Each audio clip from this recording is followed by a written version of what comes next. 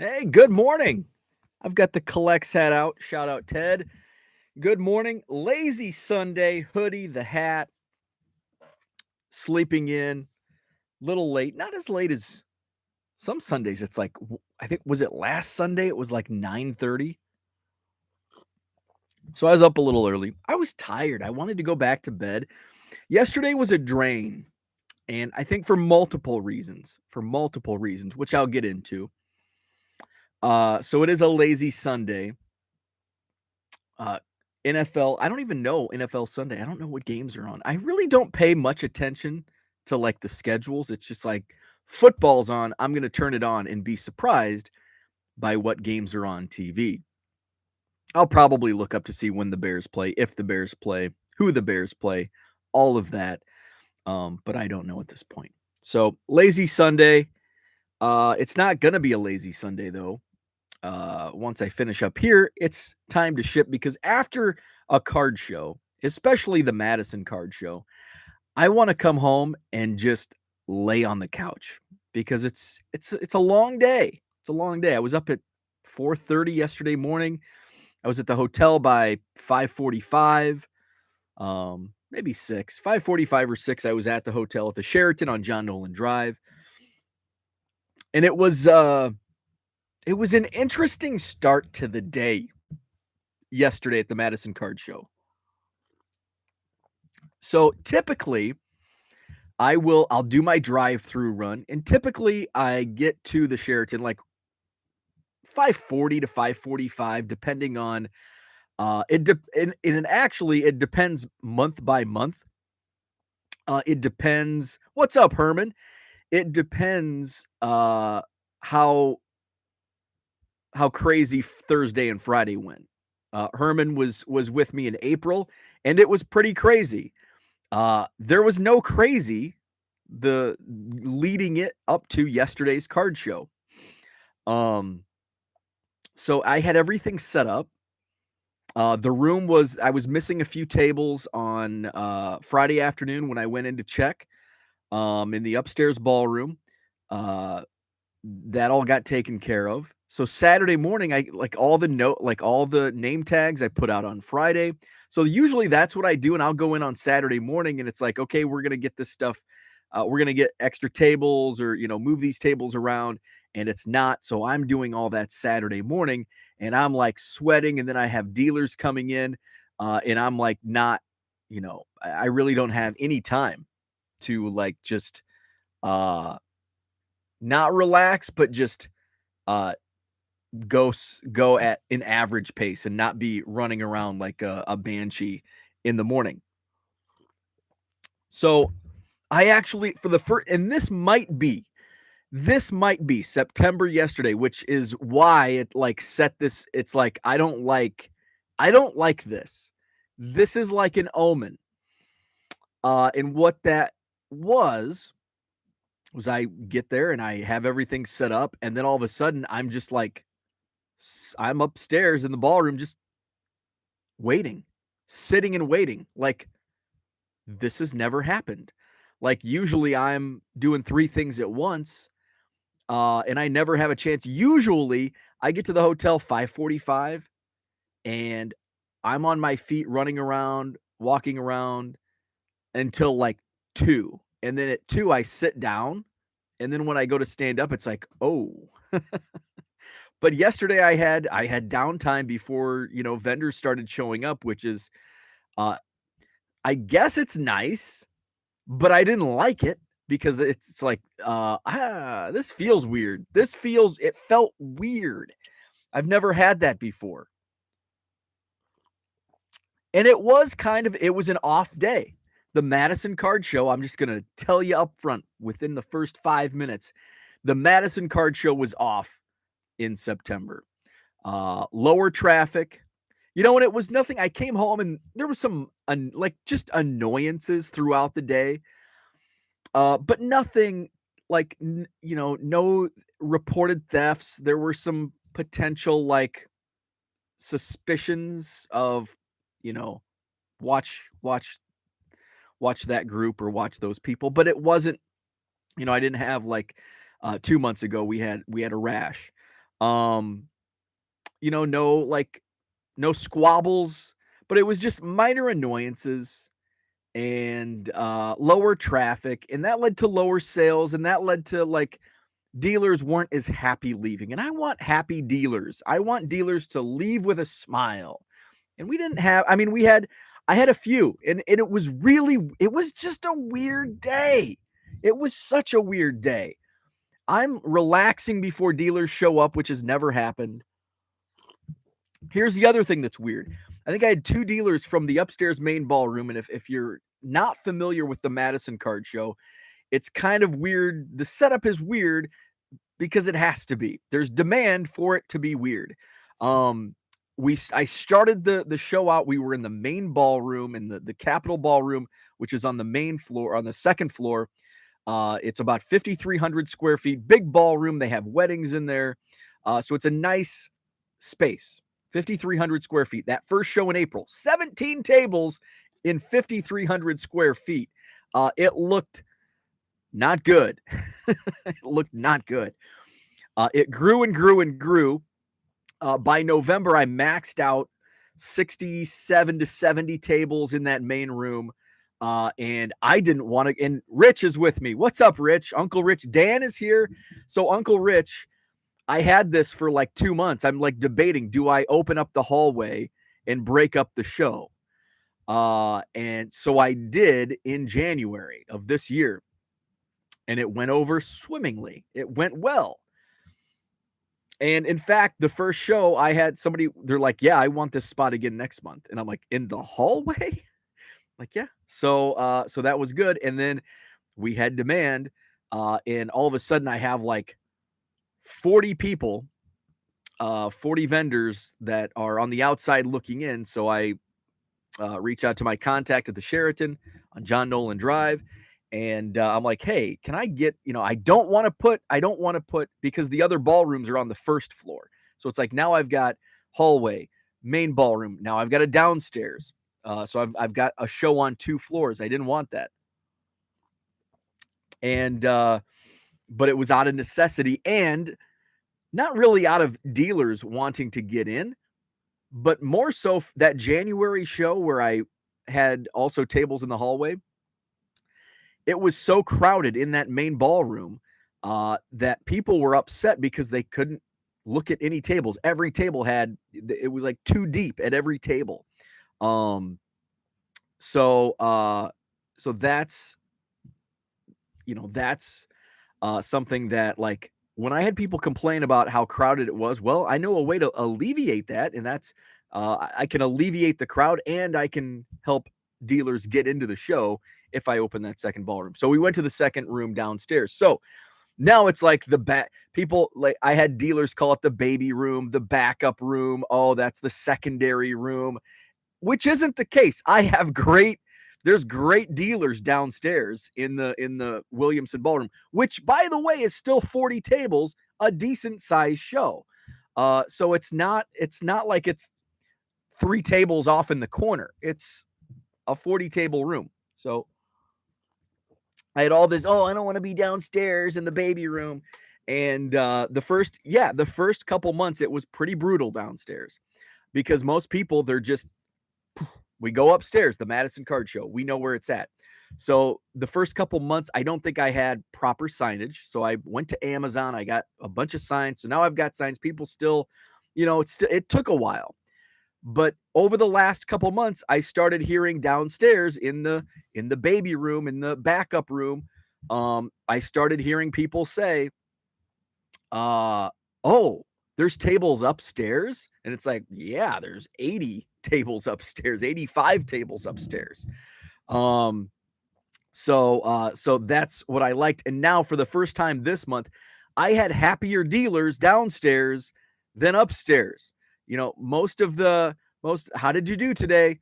Most of that came from upstairs. I had a couple in the downstairs room, but I had some dealers that were pretty happy with their turnout. And every time I went, because I bounced back and forth between the 2 floors, it seemed pretty crowded in that downstairs room. So now it's like, and I had 2 dealers that were set up upstairs in the main room where everybody wants to be.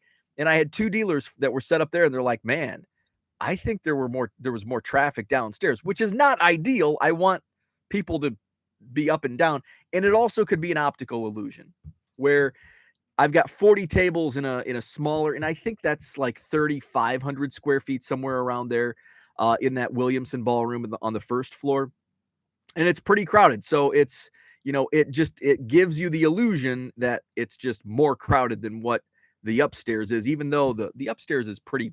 I've got 70 tables packed into that 5,300 square foot room. So it was weird. It was a weird start. And I think that set the tone for the day.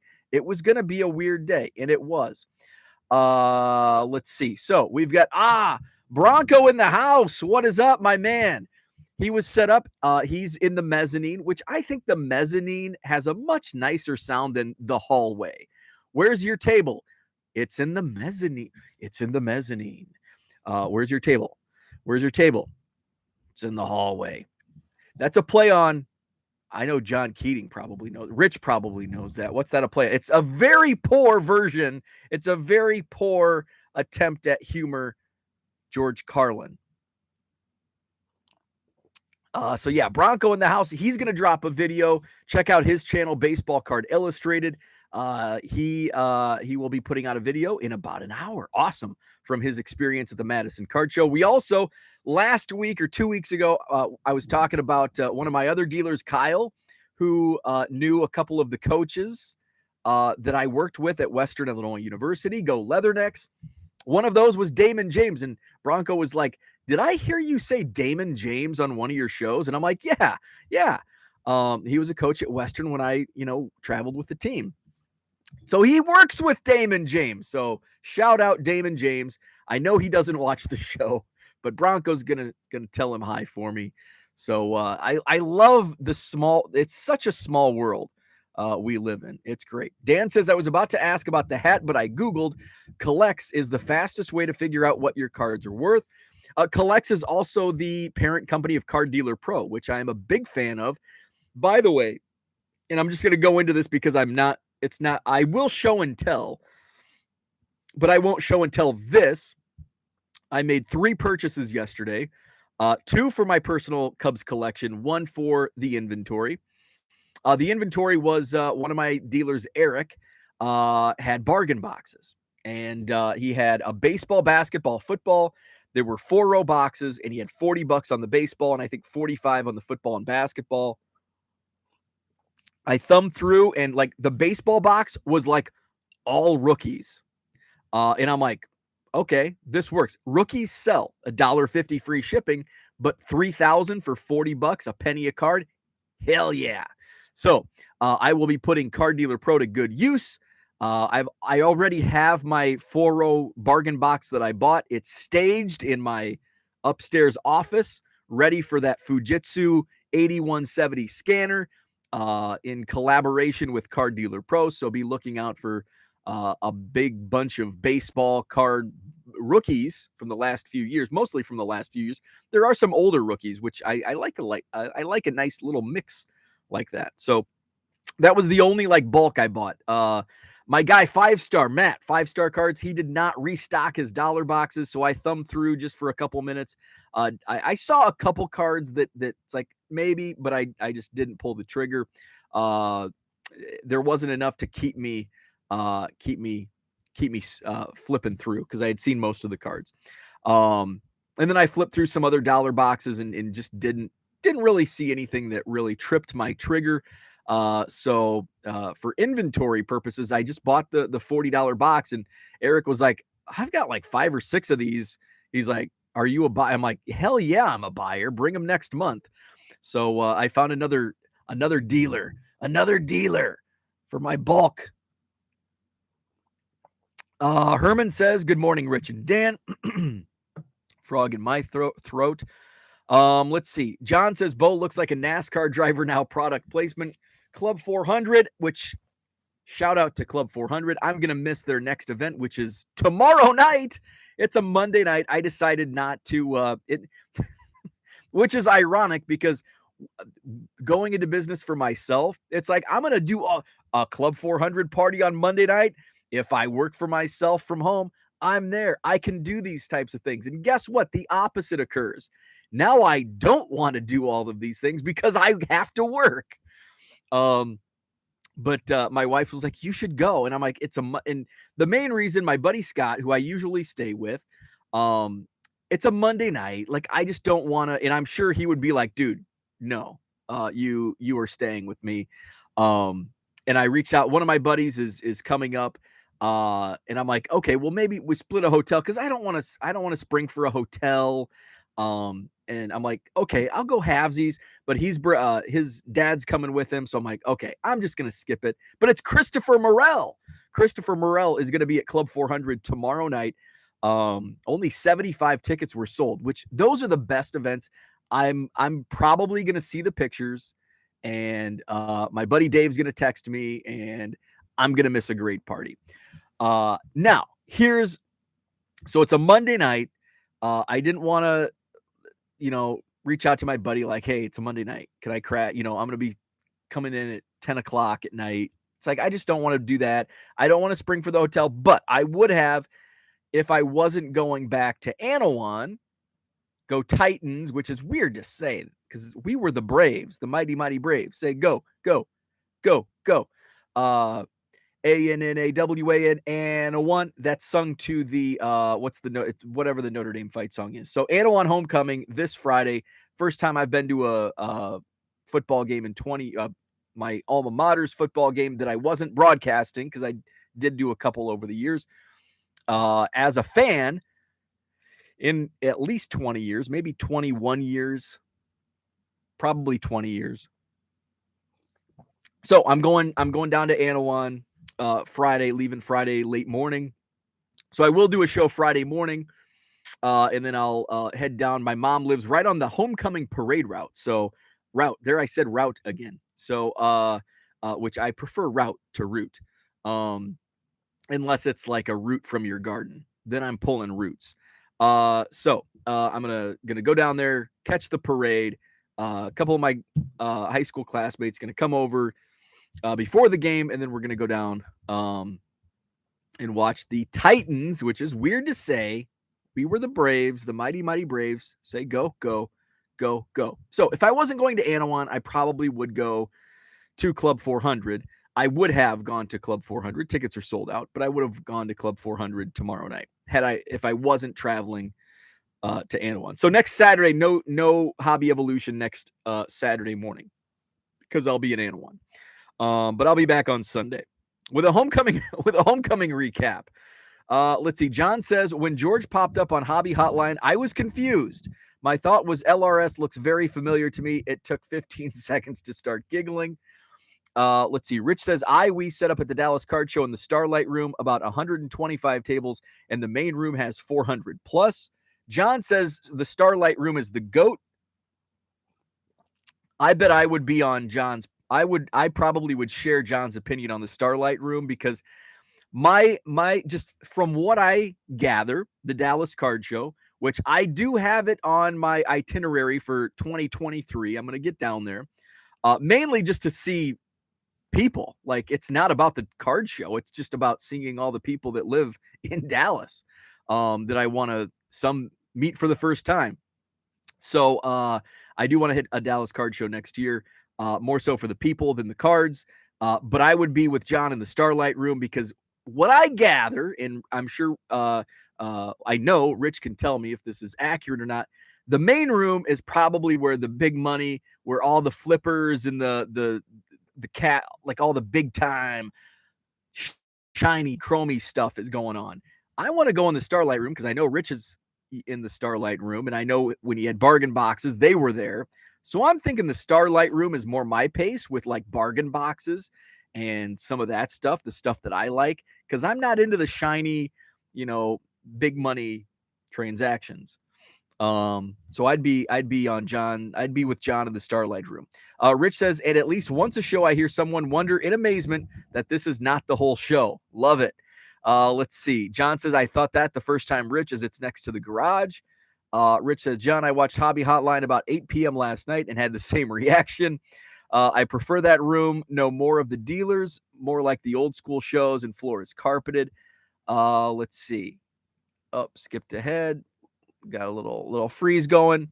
Where are we at? Let's see. Rich says, I prefer that room. No more of the dealers, more like the old shows. The floor is carpeted. Oh, wait. By the way, terrible percent 4 of 18 or 22% of the likes. Thank you, Rich. Hit the like button if you haven't already. Card fellas, what's up? Good morning. Headed to Madison this morning for a work conference. Tried to come up with an excuse to leave yesterday, but couldn't make it happen. Bummer. Well, hopefully you can make it in October. October 22nd is the next Madison Card Show, which coincides, unfortunately, originally I thought, well, damn, it coincides with University of Wisconsin homecoming. So I think this is going to be a blessing in disguise.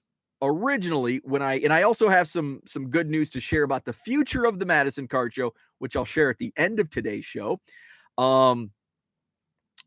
Originally, when I planned out the 2022 schedule for the Madison Card Show, I wanted to avoid Badger home games, not because it takes a lot, because I feel like many of my customers and dealers come in from out of town. They're not going to be going to a Badger game. Am I going to lose some? Absolutely. But I don't think it's like a crush where when I first planned these shows, it was more local. Now it's kind of the web has spread, has widened, and I feel that it's not as big a detriment as what I initially thought. So, but with that said, I still didn't want to schedule a show on the same day as University of Wisconsin homecoming because number one, if people come in and want to stay at the hotel, it's going to be booked because of homecoming. It's always booked out like a year out. So at the time, well, it wasn't booked a year. Homecoming wasn't booked a year out in this case because when I went through, I think it was in October of last year when I was booking this year's schedule, they changed the football schedule. The month of September, originally the Wisconsin football schedule had a home game every single Saturday in September. And then October, there was, I think October 22nd was a away game. So I scheduled a September, originally September 24th, the old schedule had a home game. I think it was against I can't remember, Northwestern or Illinois. It wasn't Illinois State because that was like the home opener, but there was a change in the schedule because it's like I went back a few months later and looked, and it's like, well, there's not a game scheduled on September 24th. I thought every weekend in September had a home game. And then I went to October 22nd, home game. Okay. I was going to have a home game in September. Now it's just going to be in October. Oh, wait. It's homecoming. Son of a biscuit. So that's not that. I was a little disappointed. Now, I feel a little better after talking with one of the hotel employees yesterday. And I mentioned that. And he goes, I think that's probably good because we're booked with sports fans. And likely, since they're staying at the hotel, they're not from around here. So they've never been to the Madison Card Show. So you may have new customers before they go tailgate because it's a 2:30 game. Say they go down and start tailgating at 10, 11 o'clock. They can hit the show for an hour or two before they go tailgate. And maybe some that don't tailgate won't go down until 1 o'clock. They have something to do. So the hotel is going to be filled with football fans. That could be very good for us at the Madison Card Show. So I'm looking forward. Travel-wise, getting off John Nolan Drive off the Beltline might be a little dicey in the mid-morning as people travel into down to Camp Randall. That might be a little dicey, but I think from a dealer standpoint, should be good for October. So I'm looking forward to it. And hopefully I'm not disappointed. Mark Hoyle, good morning. Herman says, John, how's your schedule looking for tomorrow? DR in the house. Checked out a great collection Friday evening. I've been following. Dan is looking at, I think, 2 collections. A Zoom auction for the contents of a storage locker full of cards. Oh my goodness. Dan, I am so excited, and I am going to be following intently on this journey. John says should be able to do it. Herman, it'll be a remote situation if I do. Dan wants me to do the Anawan fight song again. Thanks for the second chant. ANNAWAN, Anawan, fight on to victory. And I said, I think I wrote the lyrics out in a Facebook post a couple years ago, and one of my friends was like, "No, you've got the words wrong," because I can't remember what the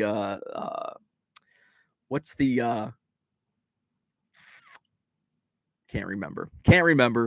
So there you go. There's the Anawan fight song, sung to the tune of whatever the Notre Dame, and I should know that. Somebody's probably already said it in the chat. The Notre Dame fight song. Let's see. Card Hobbyist, what is up? Herman says we're talking about the mighty 72 top set. Very nice. Mark says great topic. Was a beast to put together. Joe Boo needs a refill. I do too. Hey, grab me a cup. Rich says I told the missus last night that I would stay and talk about the 72 set with you and John tomorrow night, or Mark, or both of you. Let's see. DR says if you had to pick between buying a collection or a scanner, which one would you pick? Okay, you're not going to like my answer. Scanner. If you had to invest, say $500, say you're going to buy a new model, say 7030 new model, say $500, put it in the scanner. Because if you buy a collection, you're just going to be slow and you're not, but the scanner will make you more efficient. If you have the inventory, buy the scanner, and the savings will come. Now, if you have $500 to spend on either cards or a scanner, and you don't have any inventory, or you only have like 100 or 200 cards, or even 500 or 1,000 cards, if you don't have like 5,000 cards, I'd say 1,000, more than 1,000. If you have more than 1,000 cards, buy the scanner. If you have less than 1,000 cards inventory to list on eBay, buy the inventory, buy the cards. And then once you scale up and you have that, you have 500 set aside for a scanner, then buy the scanner. So that's my advice. If you have plenty of inventory already, buy the scanner, because then you can zip through and you can build up. But as I think about it, sometimes a deal doesn't come along like you may have. So it's a tough call. All in all, I would be looking at a scanner first to scale up faster.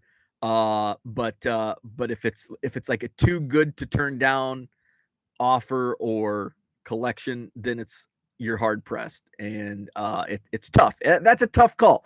Like as I talk it out, it's like it's not black and white. It's kind of a gray area. But final answer, if you have the inventory on hand, buy the scanner, wait for the collection. As you list your current inventory, you're going to sell more, and you're going to build that nest egg up for a collection.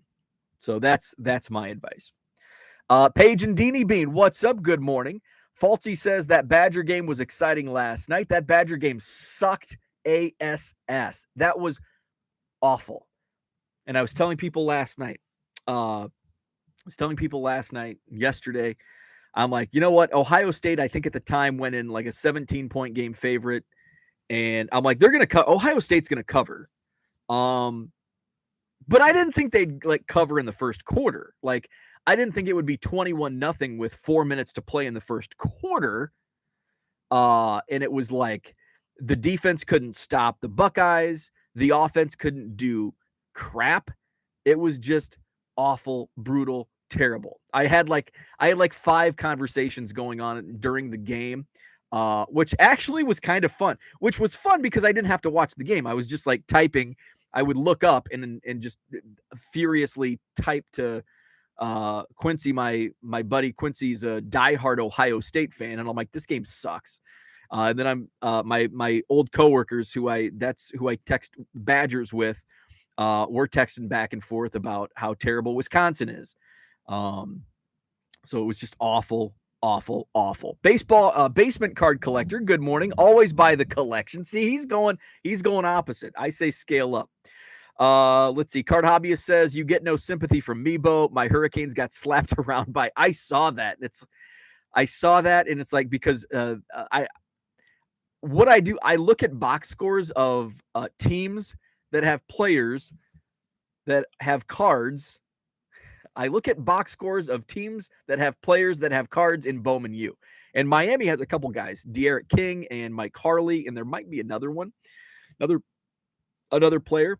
I think I have a couple De'Aaron King autographs. And so in those, I just kind of sit on for a good game. And it's like, well, when you get beat up by Middle Tennessee State, that's pretty ugly. How about Blake Corum in Michigan Wolverines yesterday? 243 yards. And I think I'm sitting on a couple Blake Corum cards.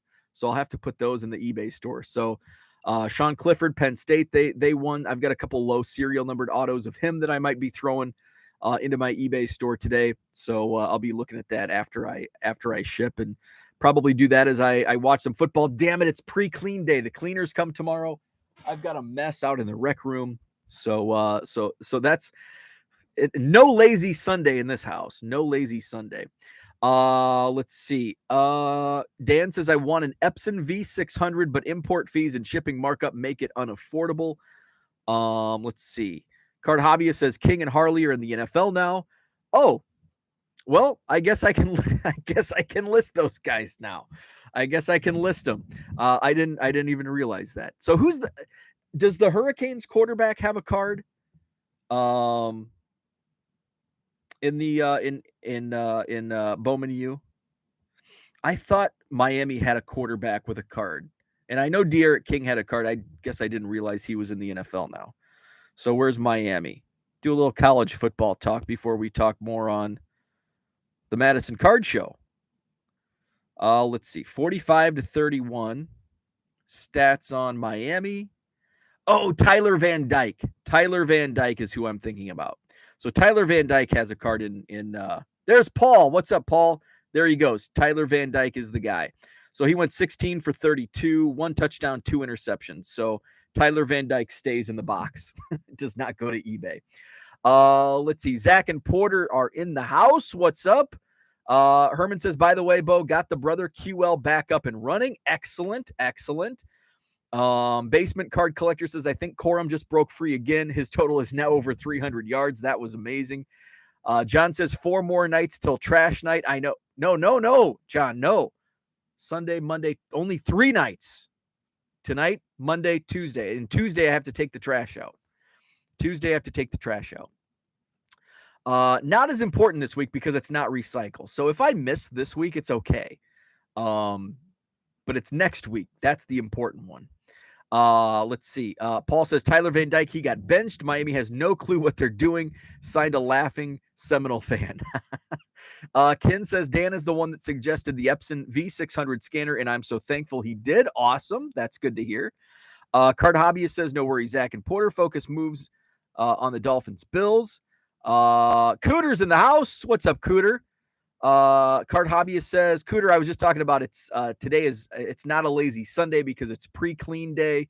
Cleaners come tomorrow, so I've got to clean up the rec room. Card Hobbyist says maybe a while on Van Dyke. He got benched, possible future transfer portal guy. So he's a sit and wait. Zach and Porter says, too funny. One of my favorite clients is a U and Dolphins fan, and I sent him the same sentiments this morning onto the Bills Mafia. Shilling for collects, I see. Yeah. It's Sundays are hat day because I sleep in and I just throw a hoodie on. And I wore this hat. I like wearing hats to card shows that are hobby centric. So I wore collects to the Madison Card Show yesterday. Usually I'm shilling for SGC. Today I'll shill for collects. So Madison Card Show got off to a weird start yesterday, as I mentioned. I talked about the rooms. The downstairs backup room, as people call it, seemed to get more action. For the first time, I had somebody, I don't know if they were, I think the tone in their voice, they were upset with me filming their table. First time dealer, first time vendor. was not happy that I was filming his table, which I'm always when I if I had your hair, I'd never wear a hat. Which I'm always like, it's my show, so it's like when I go to other card like here's the difference between the Madison Card Show and other shows I go to. If it's just like if I go to the Chicago Sports Spectacular and I see an awesome vintage table, I will always ask the dealer, "Can I take a photo of your table?" Because I'm just there walking the floor, and I want to show it off. And I think it's good. Like, okay, I come from a marketing background, so like, market your shit, people. Like, sorry to be so blunt, but market your shit.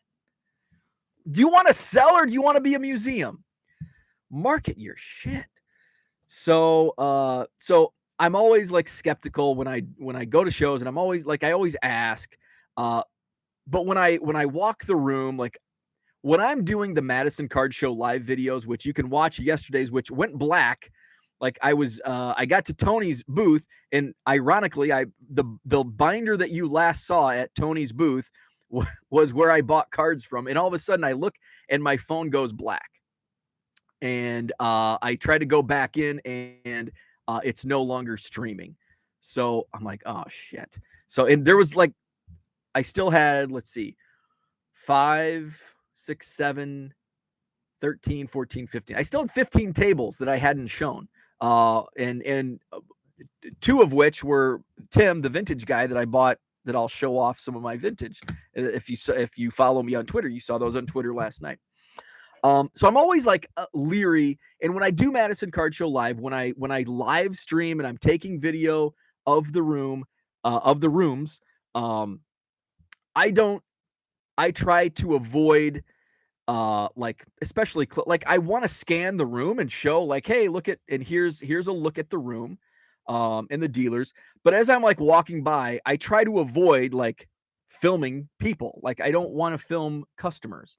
Because the point of the videos are to show what's at the show, not like, hey, look at Jim Bob over here. So like, that is the only thing. And like kids, like I don't, if I see like several months ago, I saw a trade go down between 2 kids, and I wanted to take a photo, but it's like, I'm a 40-year-old guy. I don't want to take photos of kids. That's a little weird, even though it's like a transaction between 2 kids at a card show. I'm just like, I'm going to look for an adult that's nearby. Fortunately, the mom was like right there. I'm like, is one of these your kids? Can I take a photo? I'm the promoter of the show. I'm not some weirdo taking pictures of random kids. So that's the only time, like if mom or dad's right there, like, hey, can I take a photo of your kids for promotion purposes? And, like every time they're cool with it. But like at my show, like the dealers know who I am. Like they know that I'm the promoter of the show, and that they usually know I'm taking photos and taking videos to promote the show. So I really don't care if they're upset with me. And if they're upset with me for taking video of their, and I don't even, the dealer that like was a little upset, like I didn't show it, like his face wasn't even on the video. So if he didn't like that, he doesn't have to come back, and I can fill that spot with somebody else. So so that's the thing. Like it's it's a public event.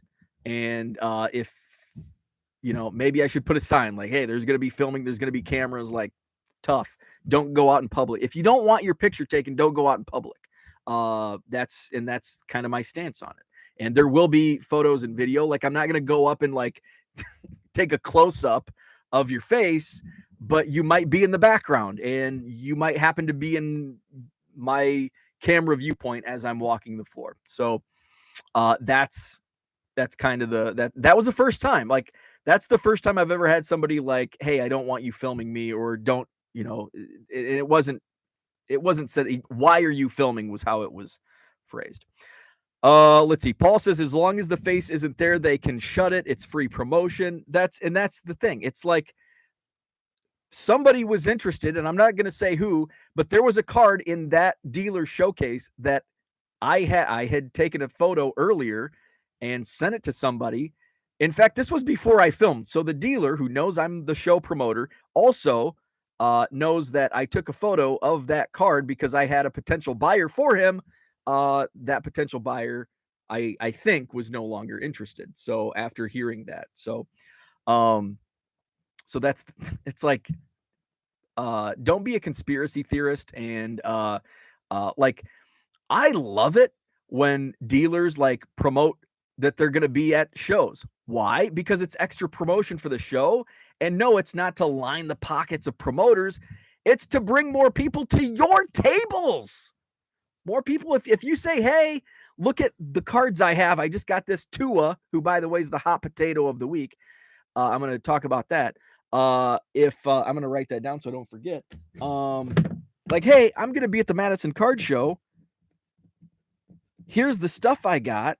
Oh, and it may spark somebody to be like, damn, I want that card. I'm going to go to the Madison Card Show or the Rockford Card Show or the Oak Creek Card Show or whatever card show it is. And I want to go find dealer X and try to make a deal. So it only helps you as a dealer. If somebody wants to take a photo and put it on Instagram or Twitter or Facebook, it's only going to help you. It's not going to hurt you unless you're a wanted felon. In that case, I hope you're not a dealer at my show. Let's see. DR says, a great advice on the scanner collection. Basement Card Collector says, LOL, that might be saying for a sweatshirt or bumper sticker. Let's see. Andrew, good morning. What's up? John says, you handled that dude well. I would have confiscated his inventory and escorted him out. Dan says, with the Hobby Evolution show discount from Fujitsu, if I buy one or two of these collections, the scanner might go on credit to take advantage of the deal that Don set up for your viewers. Excellent. Hey, I like that. That's very cool. Let's see. Where are we at? I always see something I want when I watch your walkthroughs. And that's the point. Like, you do these show walkthroughs and like, hey, get a price on that card. Like, what's that card? And it may lead to sales from somebody in Georgia or New York or California. Because I may buy the card for somebody and, send it off. Rich says there are also non-creepy legal reasons not to take photos of kids trading unless you have permission, since they are not of age. Good point. Let's see. Ken says, don't let that guy set up again. Your show, your rules. And he was okay with it. And we had a conversation later on, not about that, that in particular, but just in general. And he was fine. So, it took me by surprise. It is what it is. Let's see. Cooter says, you went live in the middle of Hobby Hotline. Bench Clear will be sending you a non-compete agreement for future Saturdays. It's just, yeah. And it's unfortunate that I have to do those lives during Hobby Hotline, but that's like, Hobby Hotline's on at 10 a.m. Central, which is like the perfect time to do a live, because I don't want to do a card show live when there's nobody in the room, because that makes my show look like crap. If I do it at 3:00 when dealers are tearing down and there's nobody in the room, or if I do it at, I can't do it at 9 a.m. because I still have some straggler dealers, or, I'm still dealing with, just various things. So unfortunately, it's been like, I do it when I have time, and I have to do it between like 10 and basically 10 and noon, because by noon you get that kind of lunch lull.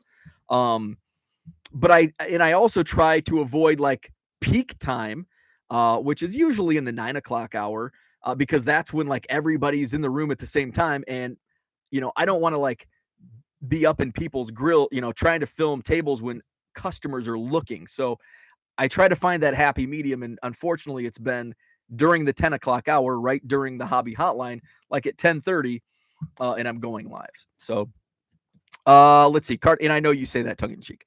Card Hobbyist says, just wear a shirt that says, I'm the promoter, not a weirdo. I'm sure that will work. Sarcasm. That's that is pretty good. I like that. Let's see.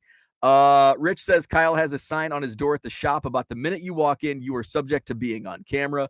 I do like that. And that is something that, and again, I've been taking photos and videos since the very first show. Well, fortunately, I didn't take too many. Actually, it's pretty good promotion that I have some photos from the very first show with 17 tables that I can say, hey, This was the first show in April, and now we're here.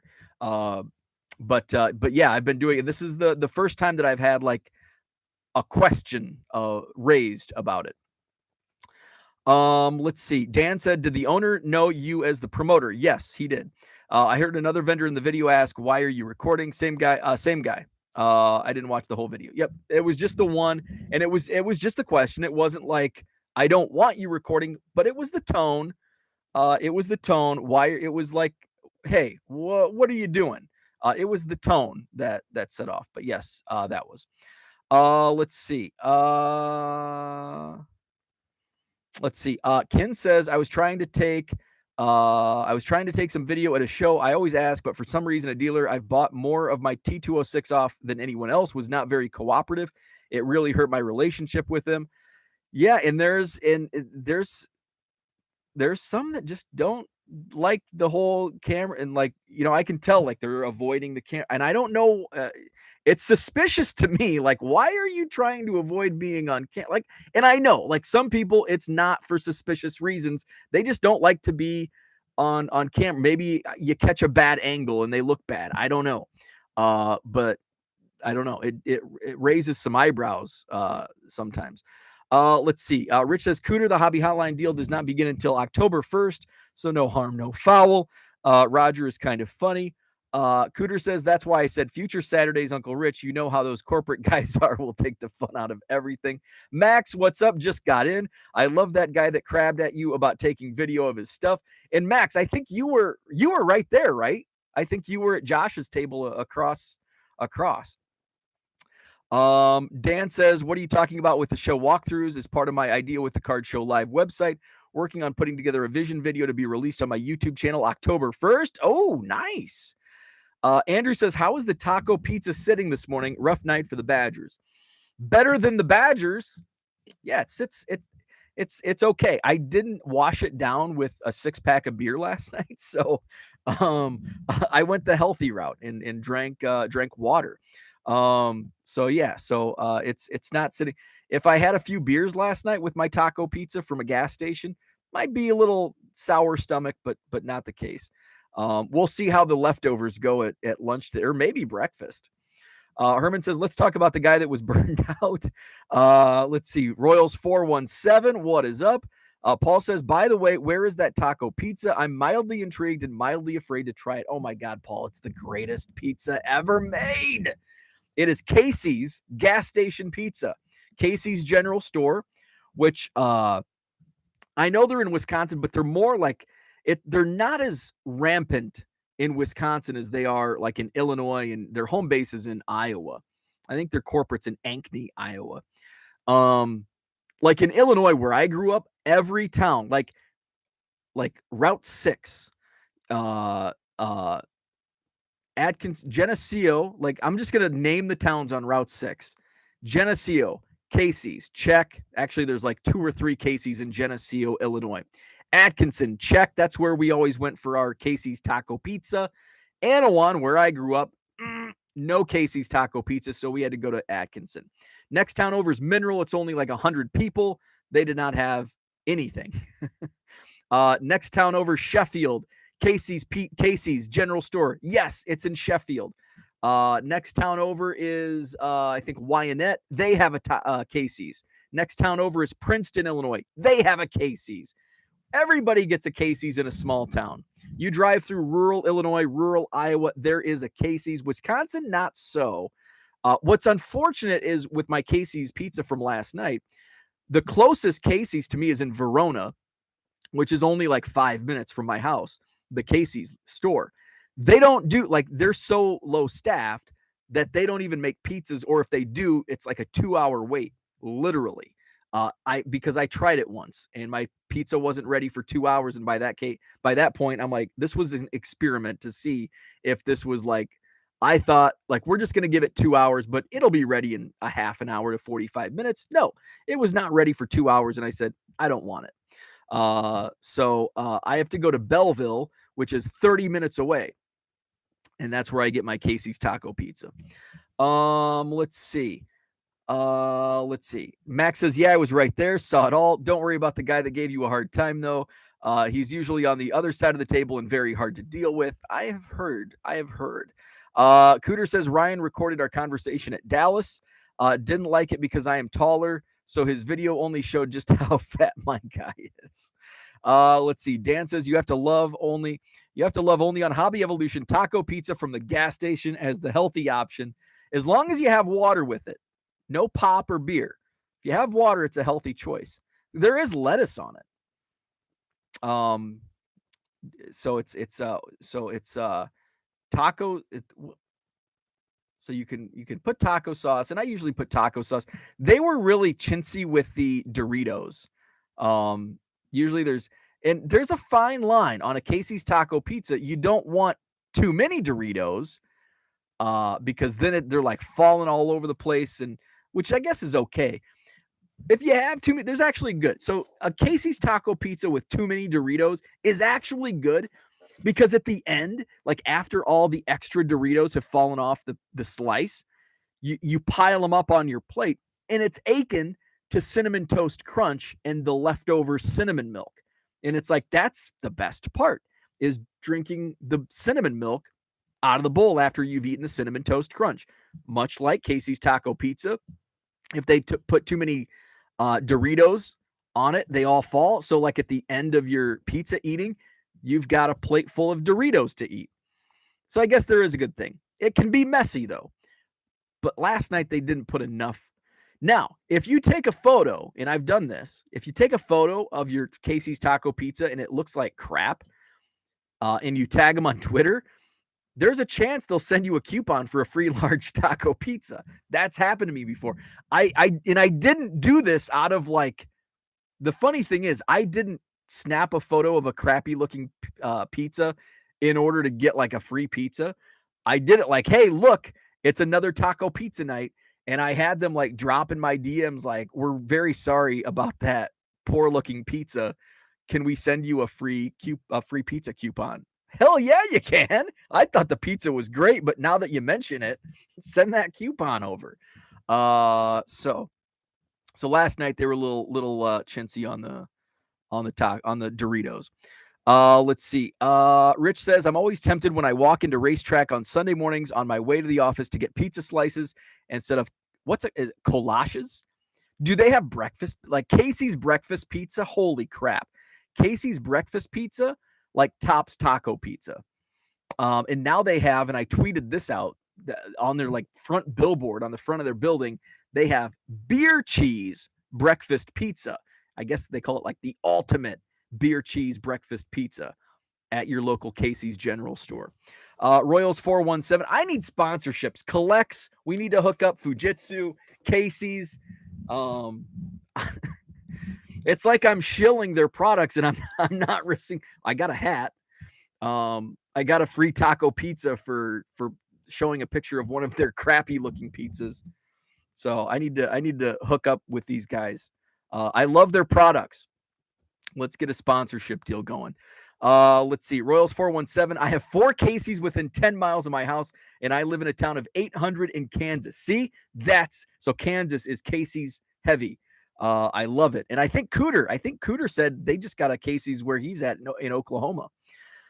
Let's see. The Faulty says I have 2 Casey's within a half mile of my house. Jealous. I have to drive 30 freaking minutes for my taco pizza.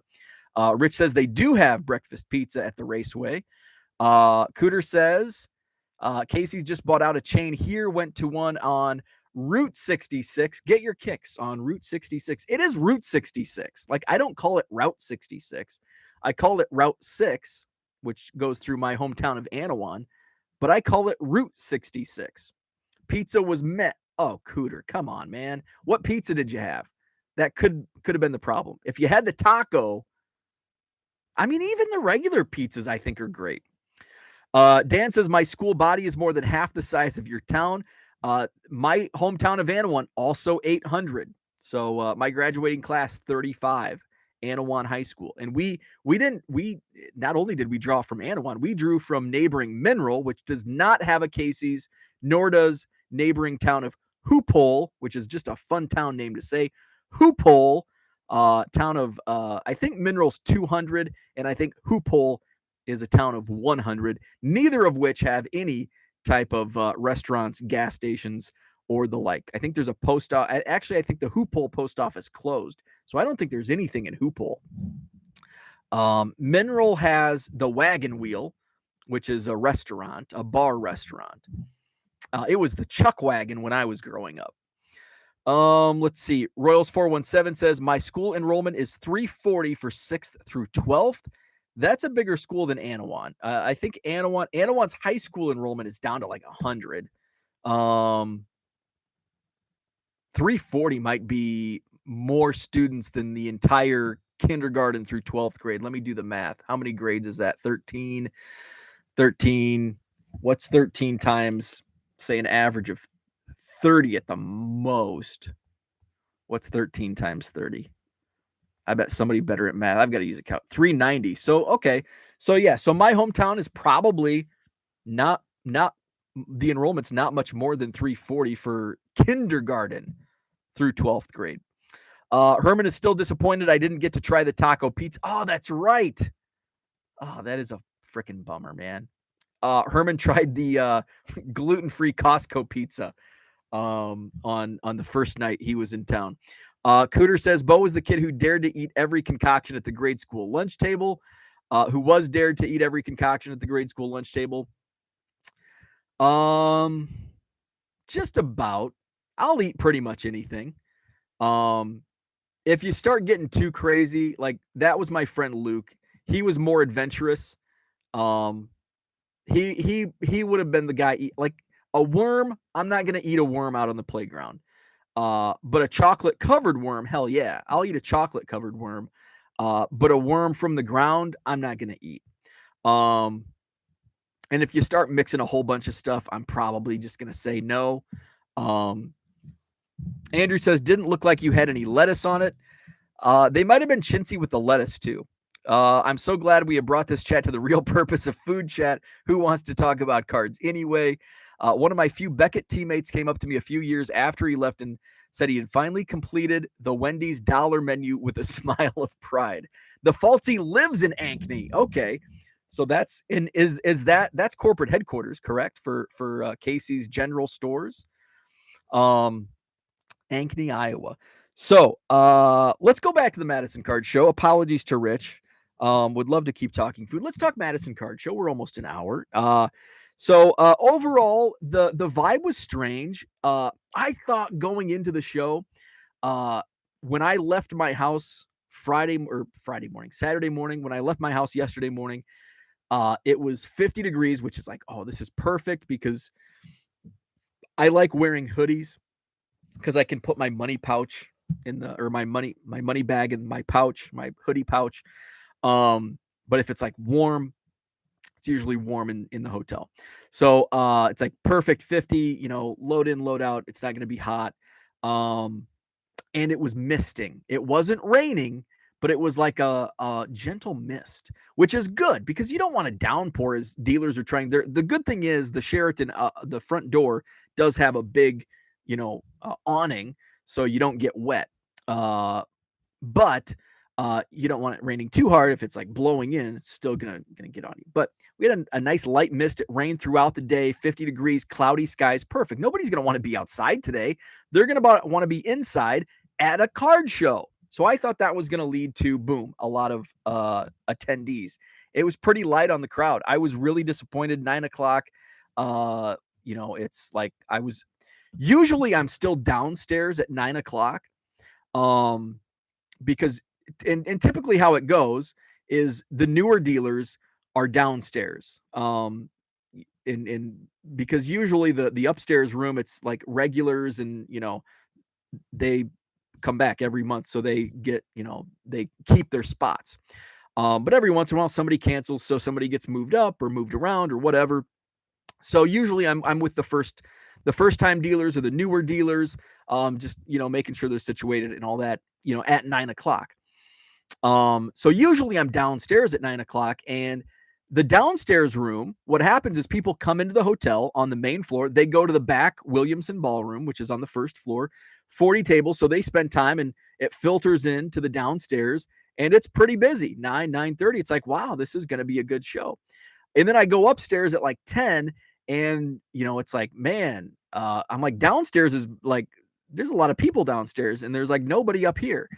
And then at 9:00 yesterday, I was upstairs at 9:00 and it's like, it's 9:03. Where are the people? Now, and it was pretty busy in the downstairs room. So that's what I always get worried about. But overall attendance was much less than I expected for a September show. As baseball, I mean, we've got milestones. We had Albert Pujols hit his 700th home run. We have Aaron Judge going for the Yankees record, the American League home run record. We've got football in full swing. Basketball preseason is what, a month and a half out. So, I'm thinking this is a good time. People are in routines and they're not on vacations. So now it's like card show time. And I was a little worried, a little concerned with the crowd was a little lacking. I thought we would have more people in attendance. So hopefully that's not a sign of things to come. Maybe there is card show fatigue. There's a card show like every weekend, everywhere. Maybe there is a bit of card show fatigue. So it was interesting. I thought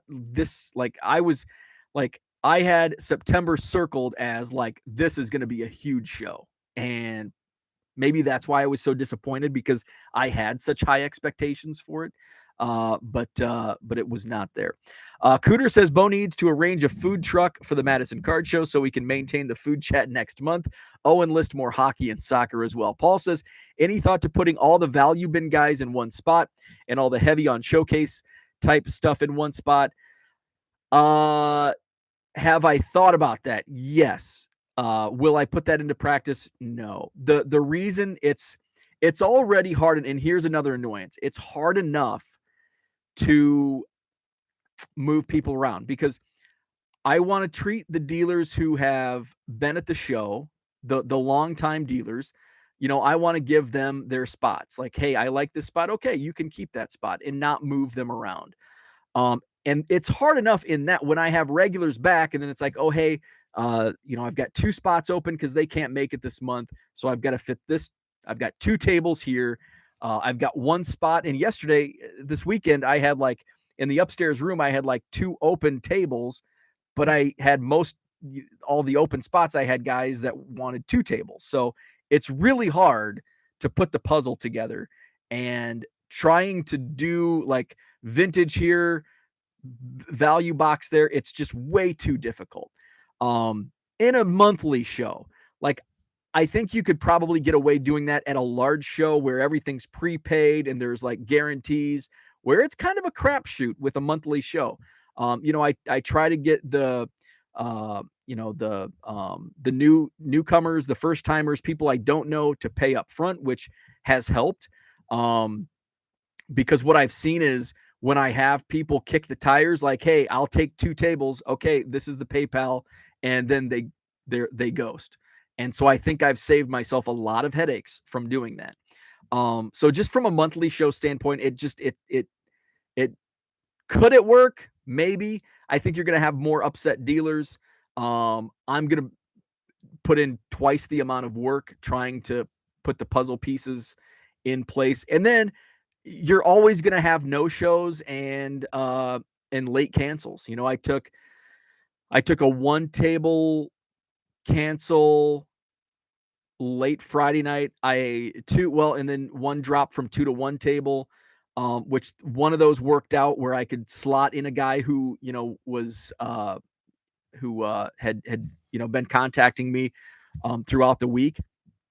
And if you're on, and here's the thing, if you're a dealer or a potential dealer that's watching this, listening to this, and if I say it's like, there's always a chance Friday afternoon. And I know it sucks for guys that are coming in from Chicago or Green Bay or Minnesota, because that's happened. And I think one of the guys that, had reached out a few times, was in like Green Bay or up north. And, Friday night, 10 o'clock, hey, I've got a spot open, and it's like, it's too short notice.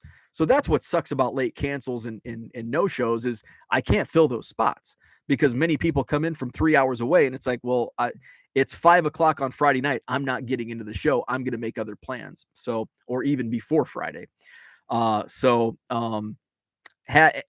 Initially I'd put thought where I'm at now. I can't do that. It's just, it would be too much of a headache, I think, for everybody, dealers and me, it would be too much of a headache. And I'm getting a lot of guys that want to go from, I want to move up from 1 table to 2 table, but it's got to be in this room. And it's now it's to the point where it's like, okay, no more. I can't, if you want to go to, if you're in the upstairs room and if you want an additional table, it's got to be downstairs, because now I'm at the point where I've got like groups of 1 table open, and it's very difficult to put the puzzle piece together. And it's like, how can I get into the main room? I want over there. It's like, well, over there's like, there's only, and what happens is I can get you in this month, but it's not going to be your spot. It's only because this guy's gone. And if you want to move from 1 table to 2 tables, it's going to be a free for all. Like next month, you're going to be over here. And then the following month, you might be over there. So it's just, which I think is a good problem to have. It means there's demand for dealers wanting to get into the show and wanting to be in certain places. So it is good, but it does create some annoyances and some issues along the way. Let's see. Kevin says MLB would love nothing more than Judge versus Pujols in the World Series. Wouldn't that be something? And here's something on a card standpoint. Judge Pujols. I can't sell Pujols in my eBay store. Pujols stuff is not moving. Even after he hit 700, I have a low serial numbered like 2004 or 2005 Pujols, and I think it's at like $30 in my eBay store, and I might have even dropped it even more, but it's just not moving. Judge, I had 28 copies of the 2022 Bowman base paper Aaron Judge card, and all 28 have sold in like a week's time. Aaron Judge is moving, and I guess that's the Yankee thing, but you would think the Cardinals, the greatest fans in baseball, or best fans in baseball, I say that tongue in cheek.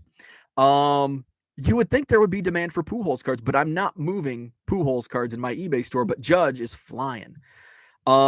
Max says putting all in one spot would be a huge mess too. Value box guys want to sit, and if all buyers sitting in one spot is tough. That's true. That's a good point.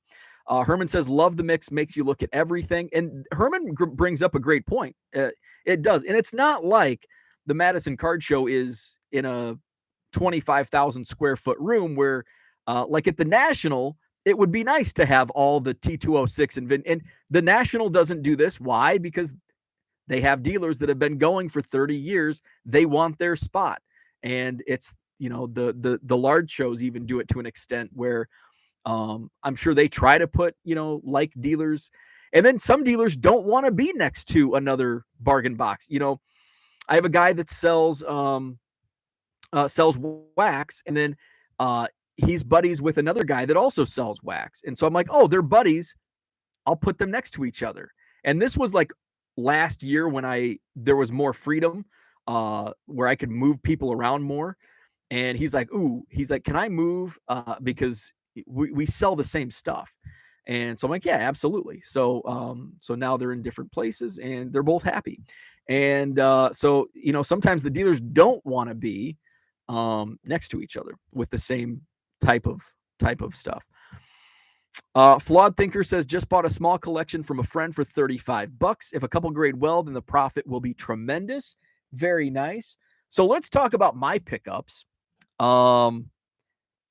So I told you, I did buy, if you're just joining, I did buy a $40 box of baseball, over 3,000 cards, all rookies, mostly modern. So within the last couple of years. So then I went around, and if you watched Madison Card Show live, walking the show floor yesterday, the video cut out right as I was at Tony's booth. Tony, by the way, runs the card show in Oak Creek, Wisconsin, which is an awesome show. He's at 140 tables, and he's got great. Herman bought from him when Herman came up, and I saw that he had his 1949 Bowman binder restocked, and I'm like, is that 49 Bowman binder restocked? And he goes, yep. So I saw on the front page there was an Emil the Antelope Verbin. And I don't, is it Verban or Verbin? But he was born in Lincoln, Illinois, home of the rail splitters. So Emil Verbin, the Antelope, picked this up. Let's see. Zach's going to see Tony next weekend. Awesome. Picked up this 51 Bowman Mickey Owen. It's in pretty bad condition, but I love beaters because it means they're cheaper and I can buy more. Let's see. This Phil Cavaretta. Now it's got paper loss on the back. 51 Bowman. So what I like about Tony, so here's the paper loss. It also shows his pricing. What I love about Tony's table is he has like the Beckett price or whatever the price is. And then at the bottom is his price. So I'm like $4 for a 51 Bowman Phil Cavaretta. Heck yeah. And I think he ended up giving me a good deal. This is just beat to hell, but I love it. This is what year Bowman? Is this 53 Bowman color, I think? This is Tommy Brown. So I guess it books for $40 and he had $5 on it. So so Tony's sticker price was $5, $9, $12, $20 for these 4 cards, and he gave them to me for $15. And I would have been happy with 20, paying full price. And I just said, I'll take these 4. And he goes, oh, how about 15? I said, yeah, heck yeah. That's an awesome deal. So Tony, by the way, again, runs the Oak Creek show south of Milwaukee. So check that out. Zach and Porter, they'll be there next weekend. One of the dealers, he's like, hey, I've got a Greg Maddux card for you. So thank you to Brian, hooked me up with Greg Maddux. And then Tim is a vintage dealer who has like amazing pre-war, like tobacco. And so I wanted to make like a bigger purchase, and a bigger purchase to me is $100 plus. So I wanted to make one of those. And then he had a few like 30s and 40s cards that Cubs that, were like in the $50 range, that I'm like, okay, I'll buy one big and then 2 smaller, 2 medium range price cards. So I had my eye on this, and I don't even know what this is.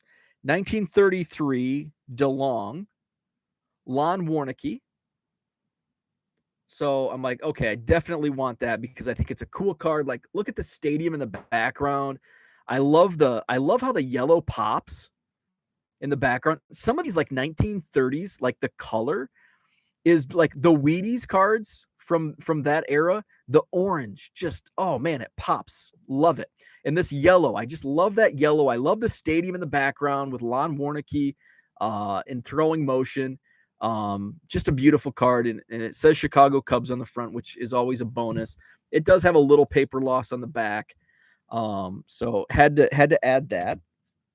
This is a card that I've been eyeing on eBay, and it's tough to find on eBay. And I think this was like hand cut. So I think over here, I think it says something. I think there's another piece that's supposed to be on that card. So I'd like to send this to SGC. I don't know with that, like that part cut off. I don't know if they'll grade it, but the cheapest, and this is like a Jimmy Fox late career card. This is from 1943. The reason I bought it, because Jimmy Fox was a Cub. He spent like 1 year with the Cubs, and this is, and I did check.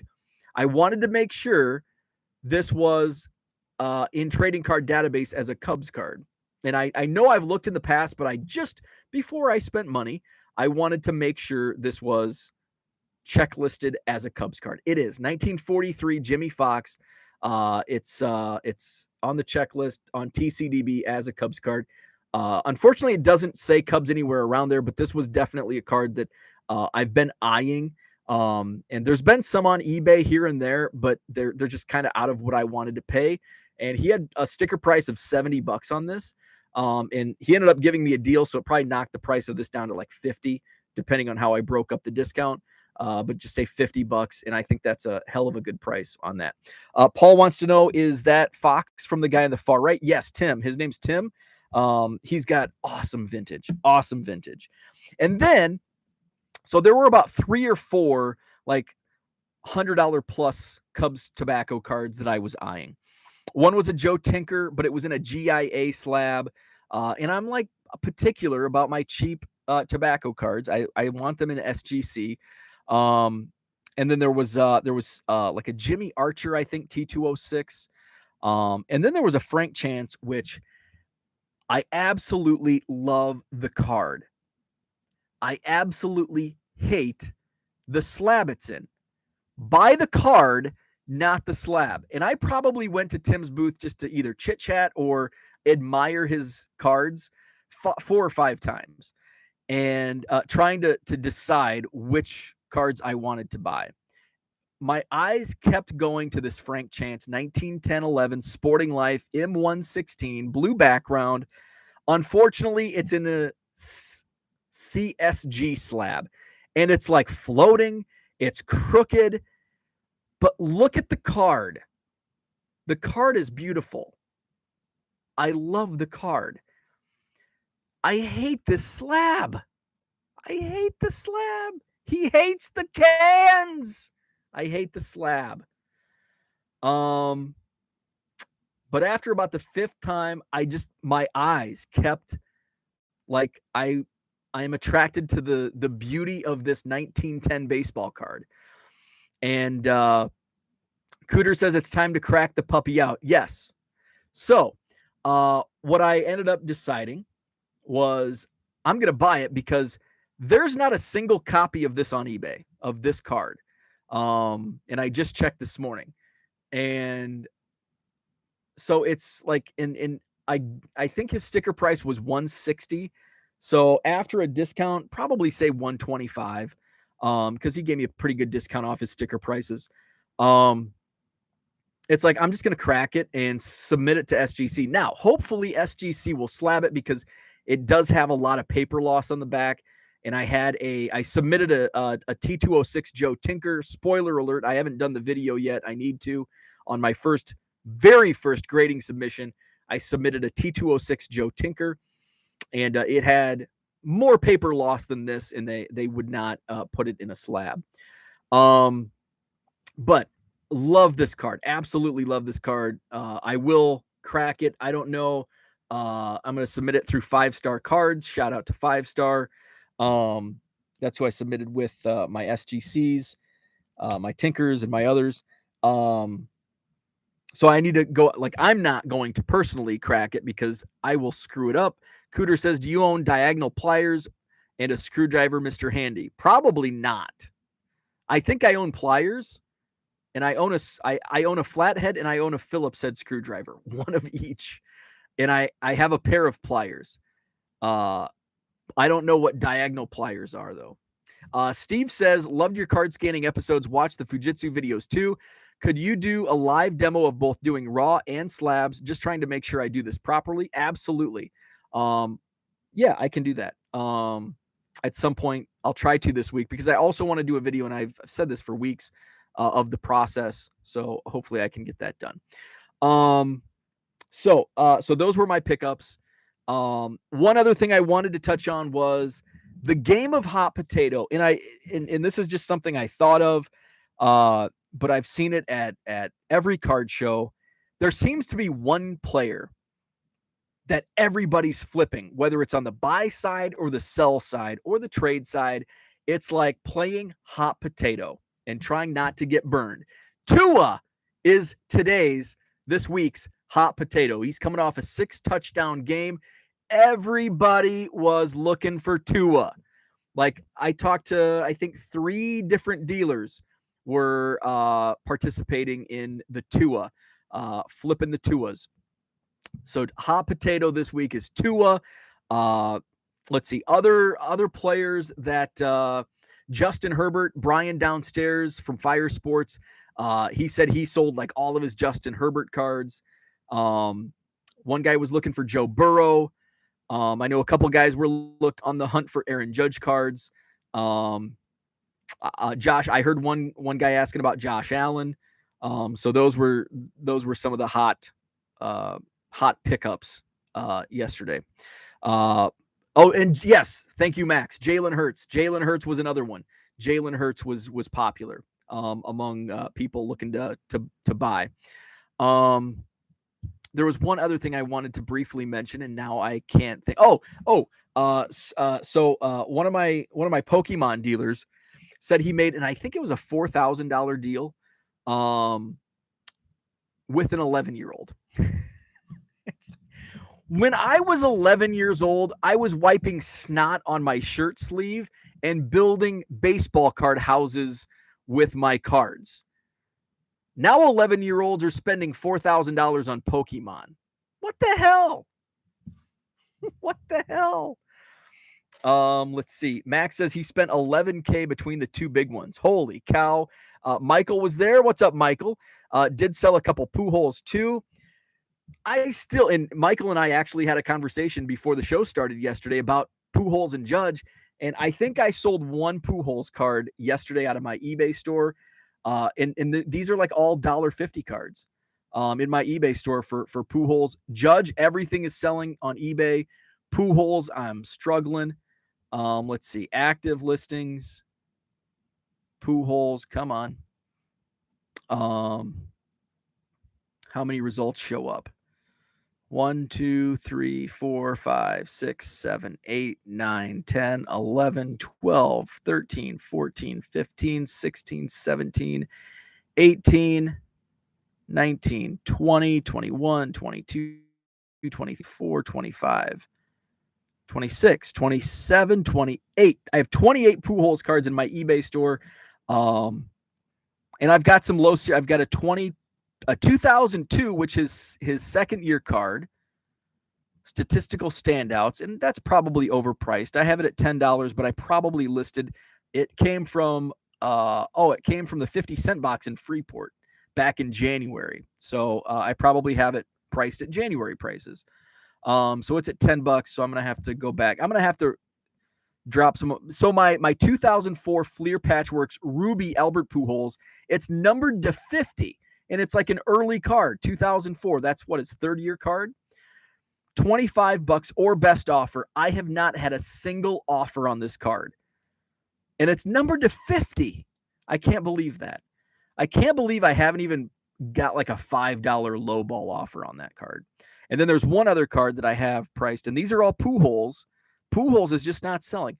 Another early career Pujols card. It's a 2004 Donruss Studio Big League, numbered to $4.99. I have this at $5 or best offer, and I haven't received any offers. Just unreal. I'm in amazement over the lack of Pujols sales. So I'm glad Michael made some Pujols sales. Judge, I'm moving Judge. I'm not moving Pujols. Strange. I don't know why. And I thought like Friday night, Saturday morning, I thought I'd wake up Saturday morning to like all my Pujols being sold out. Not a single one. Weird. Very weird.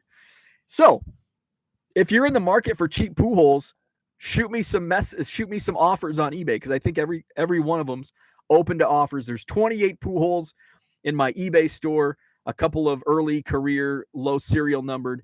No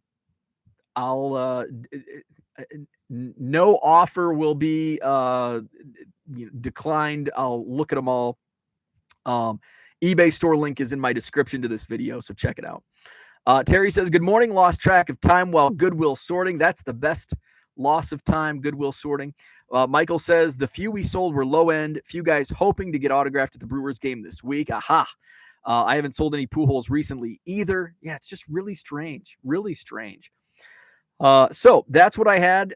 Madison Card Show, I'd give it just it was kind of a bummer. And I think it was a bummer because I had such high expectations for the September show. Football season is in full gear now. People are back to their routines, not on vacations. It was a crappy weather day. I thought that would drive more people in. Not the case. So I was a little disappointed with traffic at yesterday's show. Bronco says, I'm glad you mentioned the Pujols thing because I felt I missed an opportunity with him. Guess I was wrong in a good way. Yeah. Yep. Because I was picking up, and I will say, like the $25 insert number to 50, I think I paid 90 cents for it because it was out of a $1 box. The $5 card, the $10 card I picked up for 50 cents. I think the $5 card might have been a quarter box or a 50-cent box. So it's not like I have a lot of money invest. I have like $2 invested into those 3 cards, and I will make a profit on them. They will eventually sell. But it's surprising, especially now. Like, I thought the serial number to 50, I thought it would have sold. I think I originally listed it for $40 or best offer and nothing. And then I ended up, like, I noticed, like, crap, this hasn't even received an offer. So then I dropped it to 25 or best offer. It's serial number to 50 from 2004, and still nothing. So we'll see. Rock Latex sold some Pujols 2006 and 2007 Topps Chrome, $5-6 each. Damn. That's awesome. I did hear Aaron Judge Gold Cup from Heritage is selling for like $20. So I've got to go through, see if I have any of those. Because I was just like, any non-rookie, I was just going to put for $1.50. So I'm glad. Was chatting with the Black Squirrel yesterday. So glad that he had mentioned that. So I'll pay a little closer attention to the Judge before I actually list. Herman says, got an offer for all but one of my last few Judge cards yesterday morning. Accepted immediately, and guy still hasn't paid. That sucks. He's probably waiting to pay until he actually hits the home runs. That's annoying. Let's see. Rich says, good to see Rock Latex. He worked with me at Beckett back in the day. Oh, nice. That's awesome. O'Neill Cruz cards have been moving. They sell almost as fast as I list them. That's awesome. So that's what I had.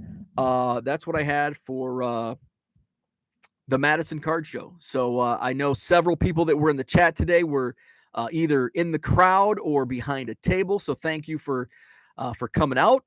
Appreciated as always. Next Madison Card Show is October 22nd. I did have a couple people ask, is there going to be a Madison show? Because there's the big Midwest premiere. Yes, there is a Madison Card Show. It is October 22nd, Saturday, October 22nd. It is coinciding with University of Wisconsin coming. So you can double dip. Come to the card show, go to the Badger football game. It's homecoming against Purdue. Pay no attention to last night's score against Ohio State. They're still a decent team, just not a top 25 team. Let's see. And the Midwest premiere, October 15th and 16th. It's a 2-day show in Loves Park, Illinois, which is just outside of Rockford. It's going to be a 250 table show, 2 days, at the Indoor Sports Center, Loves Park. Looking forward to that. So that'll be October 15th and 16th. So that'll actually be the next card show I attend, because this weekend I'll be headed to my hometown for my alma mater's homecoming. Looking forward to that. And then the second weekend, October, is what will that be, like October 8th or something? So I don't think I'll be doing a show September 30th, October 1st. So yeah, October 8th. Probably we'll just lay low as well, and then get ready for October 15th and 16th, and then October 22nd. So that's going to be a busy 2-3 week stretch in preparation for those shows. So again, thank you. Hit the like button if you haven't already. Subscribe to the channel. I appreciate it. Back on tomorrow morning, same weekday time slot, 7 a.m. for Hobby Evolution. We will see you tomorrow.